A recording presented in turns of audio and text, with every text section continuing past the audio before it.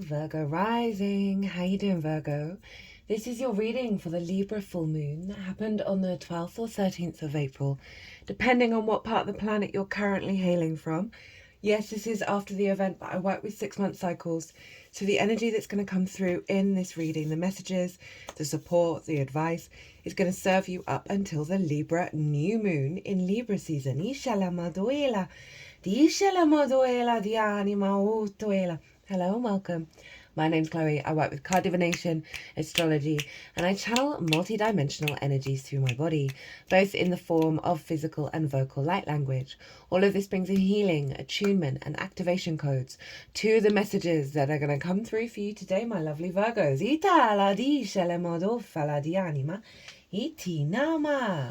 So that full moon, that was a bit of a doozy. It was the sun was conjunct Chiron, and the sun and the moon were both square Mars.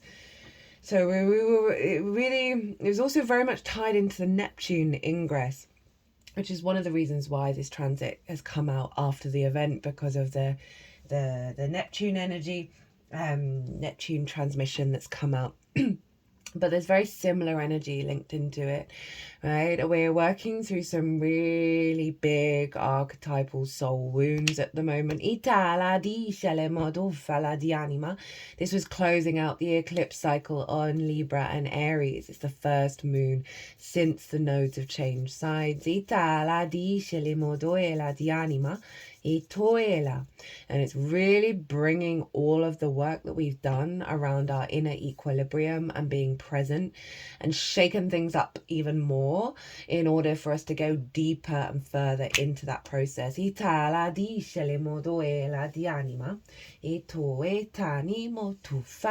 my loves, right, I read for the rising signs.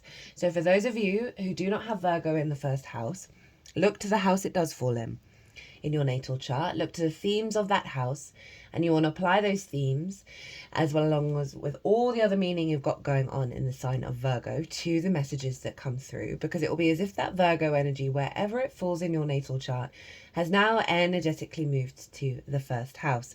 So the astrology for the rising sign will always still link in. You've just got to add on your own natal chart meaning on top of it. For example, I've got Virgo in the second house, so I'd apply the themes of the second house to these messages, and my sun is there.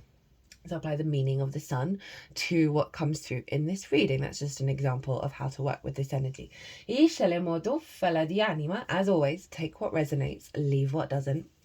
There is a collective reading where I've broken down the astrology of the full moon in a lot more detail. Now this, I don't know, for me and for people that I've been talking to, this was a big damn moon. It was bringing up so much stuff, so much conditioning, so much social conditioning, relationship conditioning, old patterns, old wounds. Right? Sun was conjunct Chiron. At the time Neptune went into Aries, the moon was conjunct Chiron. So we've got some big transits at the moment that are really focusing on breaking us free from our limiting beliefs around the I am, right? And around how we truly want to embody our own nature. And that is bringing to the surface a lot of social, collective and individual conditioning that is the image I've been having and using, you know, when you blow bubbles, right?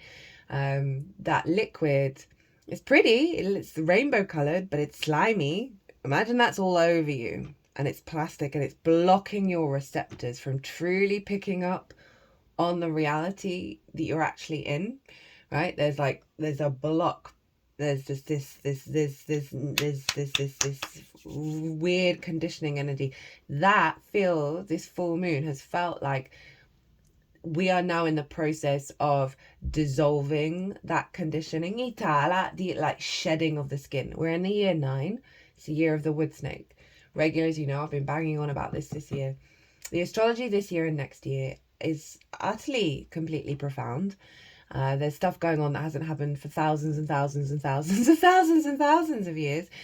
It's wild. It's the end and the beginning of the zodiac. Pisces and Aries, 4 retrograde planets are going to be happening there. this blending of fire and water, this very hardcore karmic clearing with both Neptune and Aries. No, Neptune and Saturn, sorry, moving into Aries from Pisces. Itala diale modo ela di anima, dice modo fala. And Libra is the social sign, social air sign, how we communicate, how we interact, how we connect. And that's a big part of who we are. Itala dice modo ela di anima.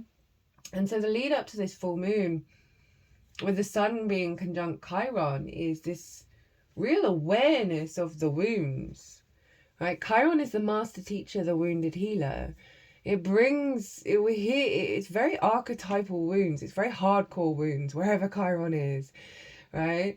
It's very shamanic in its nature. It's that going into the trenches and transmuting that energy into wisdom. And so we've been going through it, and this is all the lead up to Easter as well, which, you know, regardless of whether you're connected to that element of book religion, it's tied into the spring equinox, the rebirth of the sun. It just got shifted around. That we're going through an absolutely huge collective rebirth. And it's not easy. It's not easy. There's so much conditioning coming up that we're now more aware in our own truth and our own inner equilibrium and our own balance of what's real and what's not. Like, that there's a part of us that's getting stronger and stronger each day of like, no, this isn't actually legitimate. I understand what's going on, I can observe it, but it's not. I think that's the smokes and mirrors, right? So that Libra energy through this very powerful transformative space. Venus was retrograde at the time of this moon, and Venus rules Libra, is really pulling us into the work we do this year. The work we do this year is worth it, but it's not easy. So,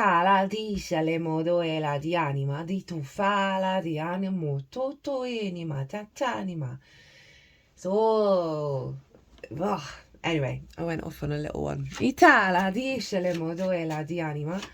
There is a collective reading where I've broken down, I think I might have already said that, I'm sorry, I got lost in a little bit of a transmission there. There's a collective reading where I've broken down the astrology of the exact energy of the moon, where how everything's talking to each other at the exact moment of the full moon, that forms an energetic harmonic blueprint that we're then working with, that gets imprinted into our vessel, that we then work with over the next 6 months in the Libra area of our chart. So I pulled collected tarot, channeled messages, really get into the wheat. There's some, it's hardcore this right now. And the message was really beautiful that came through in that collective reading. The messages that are coming through on all 12 signs have been lovely. This oracle reading is incredibly profound. There are two, I'm going to do that, it's always my last video. There are 2 cards in the what we've been going through section of karmic release.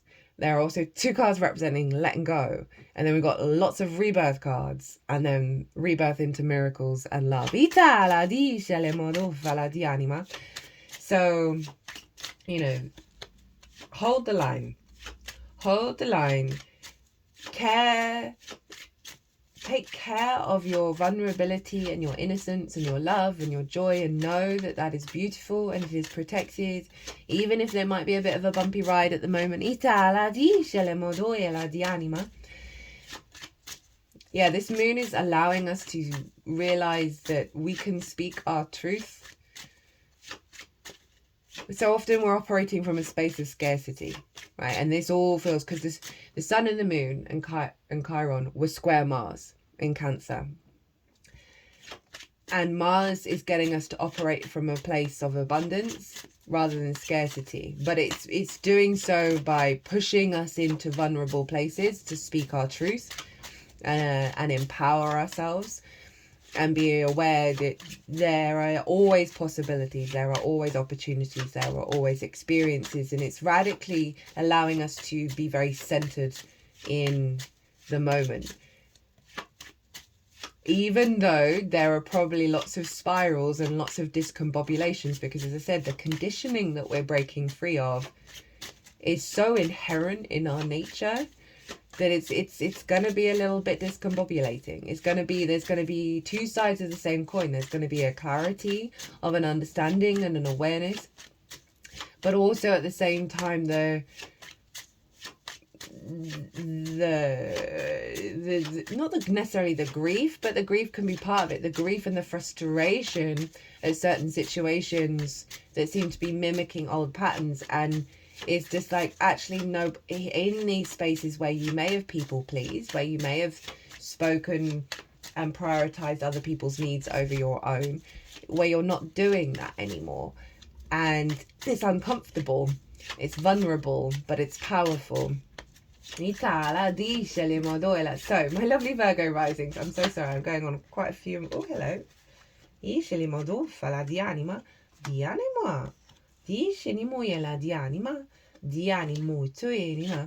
Where was this happening for you, Virgo? Well, this was happening in your second house of your resources, your skills and your tools of how you manifest and bring in regular income, the things that you value.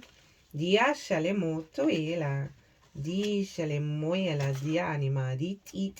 things that you value, and most importantly, how you value yourself. And that Aries energy, where the Sun and Chiron were conjunct, was over in the 8th house of the outside world's resources, right? The engagement with the outside world, the exchange with the outside world, time, money, energy, intimacy, ideas, right? Codependency, scarcity, fear mindset, hyper independence. And so there's going to be a real huge shift in you being in your truth and your power, around your sense of value. Mars was square all of this over in Cancer, of your hopes and dreams, friends, groups and alliances, and reaping the benefits from the 10th house. That is getting you to profoundly defend your needs and your actions and follow them.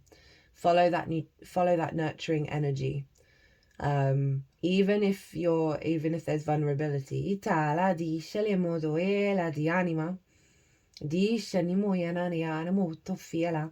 So I didn't even say what I'm doing with the tarot.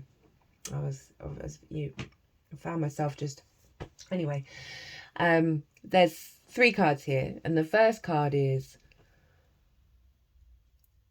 what archetypal soul wound, right? Because Chiron often is linked into soul wounds, deep soul wounds from many incarnations, that we're here to do the work to transmute that energy, right? It's pretty hardcore, Chiron.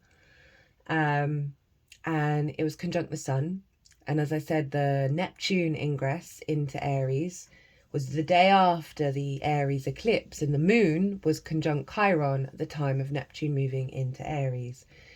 And so now this is the first lunation since that ingress, and it just happens to be the moon is exactly opposite of where it was at the time of that ingress. So there's a real focal point on deep wound healing, deep wounds around the I am, the truth of the I am, the truth of your instincts, the truth of your nature, and the blocks around that embodiment, right? Think of all the conditioning, all the dense frequencies that are being shaken up right now in a really hardcore, radical way. And all of that, Mars is squaring over in Cancer. Our motivation, our drive, our action, our get up and go. And Cancer is ruled by the moon, so the moon was ruling Mars. Of you really getting right and standing in your power of how you value yourself, and not worrying about the fallout of that, not worrying about the reaction of that, There's a real sense of authenticity that's coming in the frequency. And a solidness. Now Venus, the ruler of this moon, right, in your second house, so sort of an illumination around your own value, around your skills and tools, right? A real sense of clarity around that because of what's being cleared out with the Chiron conjunction, right? And the disruption of the distortion fields that have come to the surface for Lady Justice to go. Venus was in Pisces, retrograde. She went direct an hour after the moon was full. So that means she was station retrograde, and when planets are stationary, i.e. standing still in the sky, their energy amplifies. So we have this hardcore boss Venus in Pisces, her sign of exaltation, which means the qualities of Venus are elevated and raised on high, right? She's got a massive temple over in Pisces. She's always influencing Pisces because of that exaltation.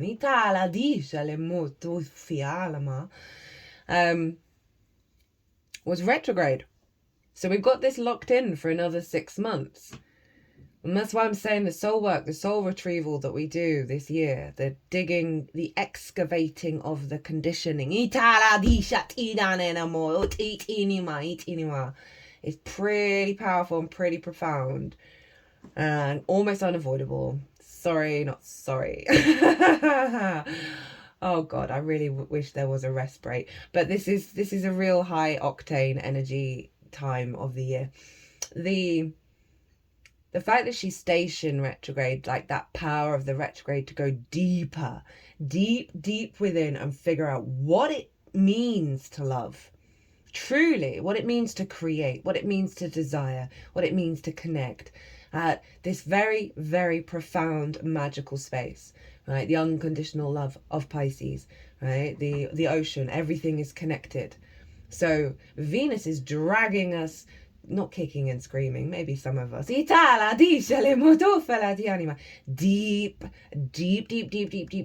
into the recesses of our emotional body, our emotional core, right? To come to a place of undulating love. But it's going to be bringing up all of the things that are blocking that.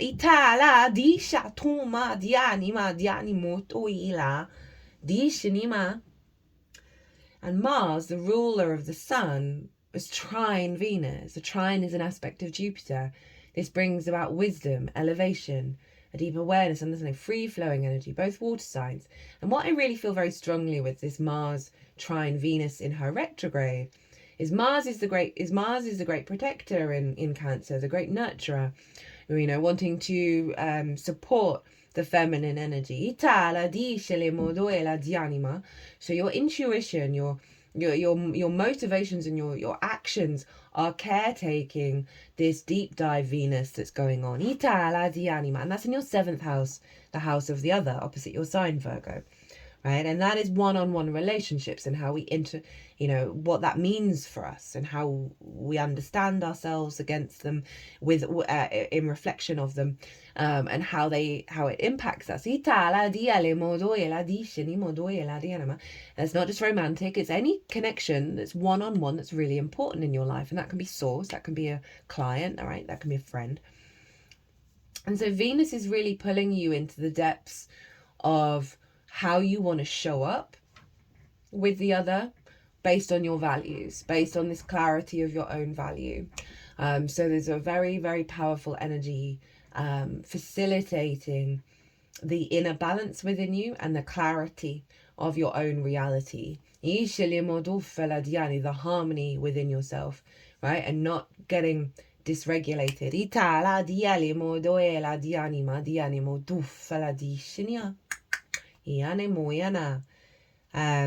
So quite a profound moon that is helping you build from your core sense of value, and that you're going through a process of deepening that even further over the next 6 months. Itala dice le moduela di anima, dici ti animuela di anima. Okay, so this is the core wound that the Sun Chiron energy with this full moon has been released, right? It's been completed. Diale Moyana, the Seven of Cups in reverse. Oh, I like this. So this is the...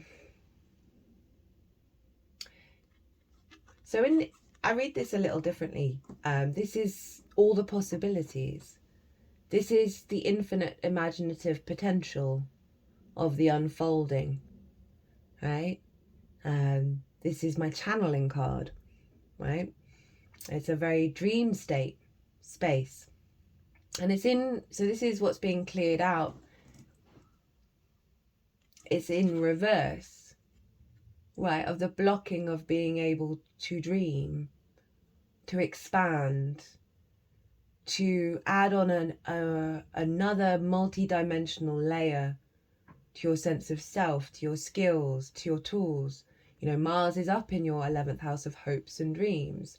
This restriction around the multi-dimensional sphere in regards to how you manifest and how you create in the world, right? It feels like there's more layers and dimensions of reality that are now becoming available to you. You know, the sort of the Chiron in Aries in the 8th.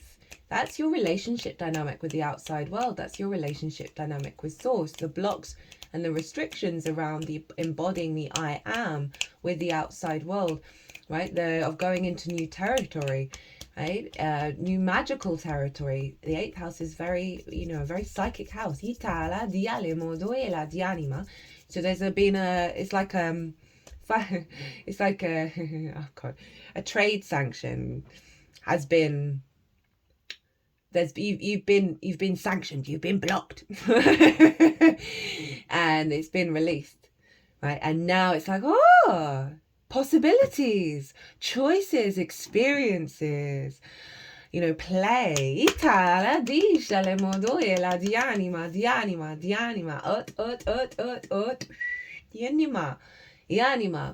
You know, with Venus being in the 7th, we can link this, and obviously Venus is very much a relationship card. Planet. Sorry, Venus. That you could see this in terms of relationship dynamics that have distorted your sense of value, right? If we take it outside of the work side of like how you the skills and tools of how you make money, if we think about your sense of value and the relationship dynamics with the other in various forms, that seems like there's only been one route, right? With the 7 of Cups in reverse, there's only been one route that isn't the dream. And with that 7 of Cups coming up in reverse, it's like, no, that's that finite possibility of how relationships show up and how you engage with them. And that sense of reciprocity is shifting. Okay. Ooh.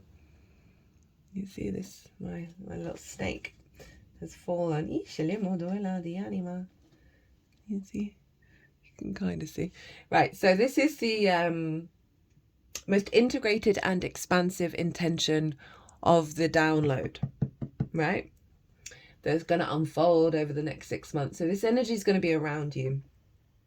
And this is the reason why I tap into this is so you can apply this to all of the nuances in your own life, right? Whether it's about money, whether it's about getting a new job, a pay rise, a relationship, you know, interacting, collaborating, your sense of value, what you know, how you're manifesting your hopes and dreams. There's so much going on here.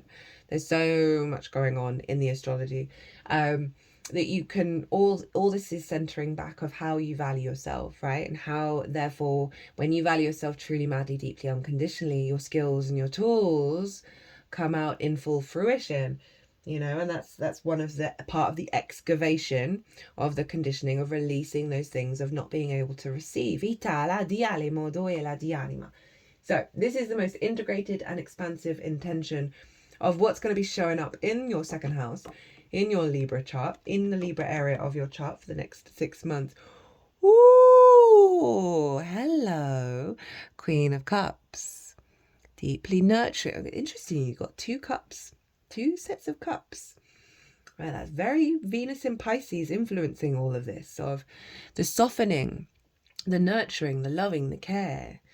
This queen, my keyword for the Queen of Cups is serenity. She's hardcore psychic, right? She's got this massive divination tool, this chalice, this scrying vessel.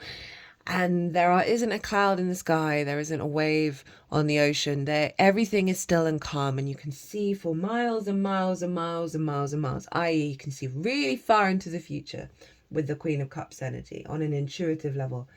But she's not worried. She's not worried about that. She's not worried about what's coming.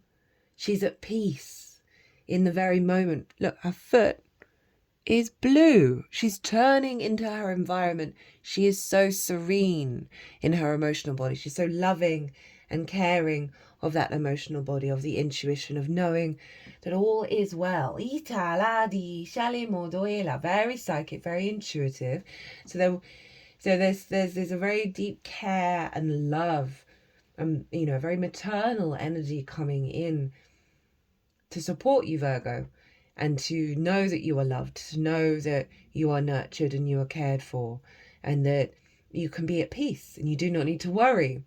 You do not need to be in fear, and that there is so much love around you, and you've got this energy around you of really cultivating that frequency within you and really nurturing yourself and valuing what you bring to the table, and being emotionally aligned with how it's going to unfold without needing to plan.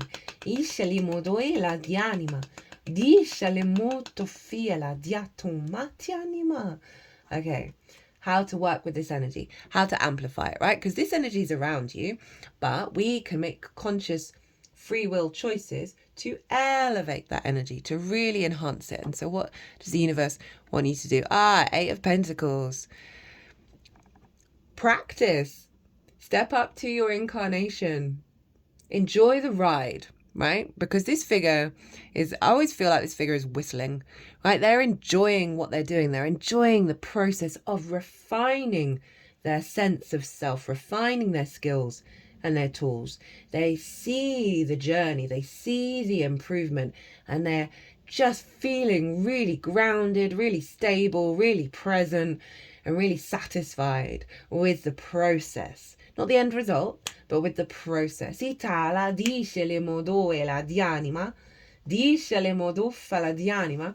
So you're getting, you're also probably getting quite a lot of psychic intuition around how to elevate your skills and tools, right? And so they're saying, just put it into practice.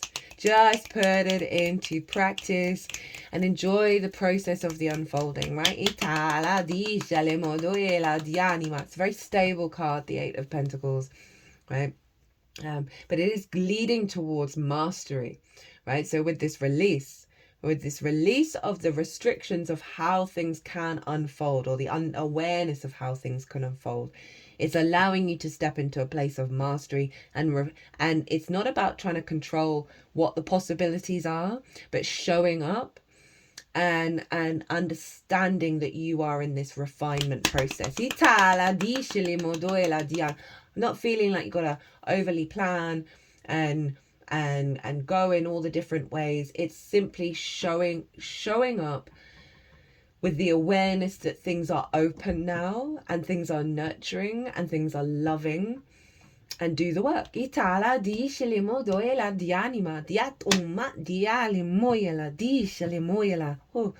that's soothing. Soothing my energy. Okay, at the bottom of the deck, what have we got? It's a root energy.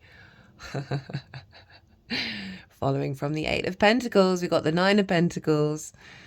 This figure knows what they need to do in order to make a holistic life for themselves. Happy work, happy home, happy play, all the good things.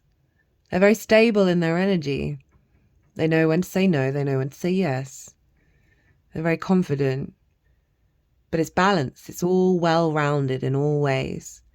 So this is beautiful to go with that Queen of Cups as the root energy of what's unfolding here is this sense of balance, Libra, between your understanding of your own value and then how that's reflected out in the world.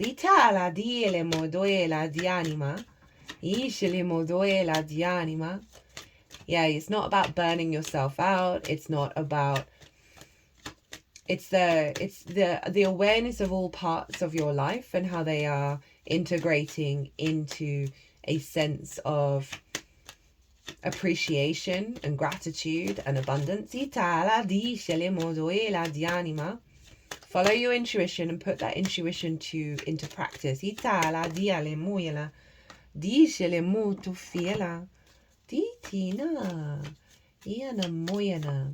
know, the Nine of Pentacles is in fact Venus in Virgo, right? How to facilitate an opulent life. But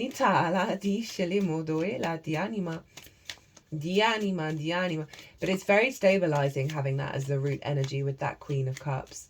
Of, you know, that serenity is backed up by your sort of soul root energy, very much leading the way in the unfolding of your resources, your sense of value, your understanding of yourself. Right, so oracle cards. I'm going to do the Astro Ascension just because it tickled me, because as I was saying, your values. Jokes. Second house, money and value, Hierophant and the Empress. Abundance is your birthright. Income, assets, earnings, possessions, security, material desires, basic values, self-worth, how we handle money. And this is the second house moon. That's too funny. Oh, it's too funny. You're realizing your true worth. Yes, she knows it, right? Because she knows that she can say no to things. And that's what I was talking about at the beginning, that we're able to speak our truth from our value system and not worry about the consequences in terms of scarcity. Oh, this opportunity might never happen again, and therefore I have to subservient myself, right? It's not that. It's like, no, I'm confident that the universe is going to show up with what I need when I create strong boundaries, when I have a clarity of self and I express that.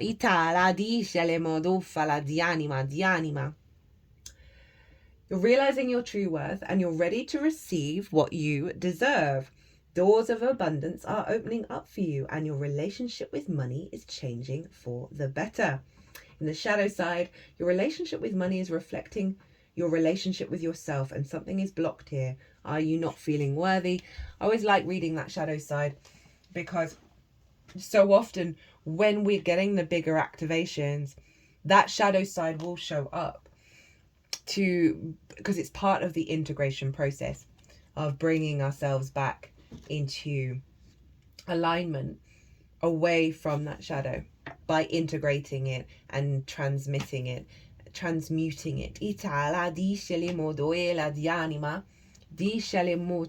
Right, so what do the Archangels want to say to you? Ooh, we got the Amethyst. Metamorphosis. You are in a vortex of deep transformation. Surrender to the process that's unfolding. There's another card as well that's been either the card that's at the bottom of the deck, or when I split the deck, or the card that comes out. This has been a bit of a repeat card. You're in a vortex of deep transformation. Surrender to the process that's unfolding. Amethyst, sometimes called Holy Amethyst or Lady Amethyst, is an ascended angelic being and divine feminine archangel connected to the energies of transformation and transmutation. She is the divine counterpart of Zadikul, the keeper of the violet flame, and for that reason has been seen as a guardian of that energy, or even a personification of it. The only documentation of her appears in New Age teachings from the 1980s onwards, but she is well regarded and trusted by healers and psychics as an angel who is helping bring in a new golden age. Her sole mission is here to help us take what has challenged us and transform it into a mission to serve the earth. The best time to change is when change is happening around you. This is a powerful and enlightening moment of your journey. for you are in a process of deep transformation. There's a good chance that you're feeling some resistance to the change occurring at this time. Maybe a part of you doesn't feel ready for them, or you don't fully understand the purpose of them. But you are being guided to trust in the process and surrender to the shifts, for they are moving you into a space of wholeness and healing. Change isn't a linear process. Sometimes it will feel as if you're taking one step forwards and 3 steps back, but they're all essential and all hold the keys of learning.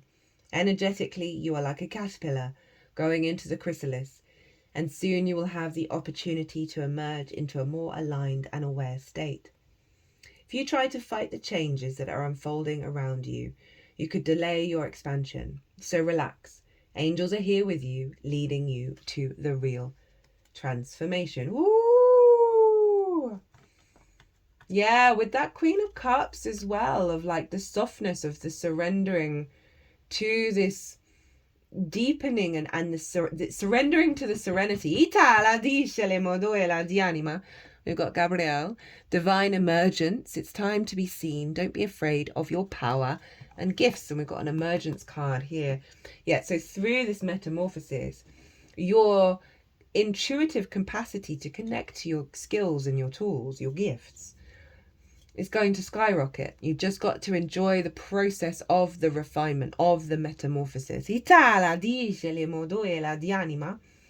at the bottom of the deck, we've got South Node, past lifetimes. You've got this. Baggage, karmic past, unfinished business, soul wounds, been there, done that, gifts, talents, lessons learned, comfort zone.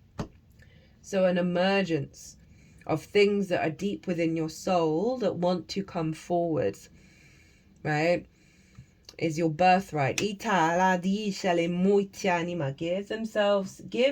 the space and the grace to do so. Well, my lovely Virgos, I hope you enjoyed this reading. I hope it resonated. If you want a personal reading, my website is everywhere, or email me directly. But other than that, Virgo, be good to yourselves. Be good to those around you. Safe travels and be well until we meet again.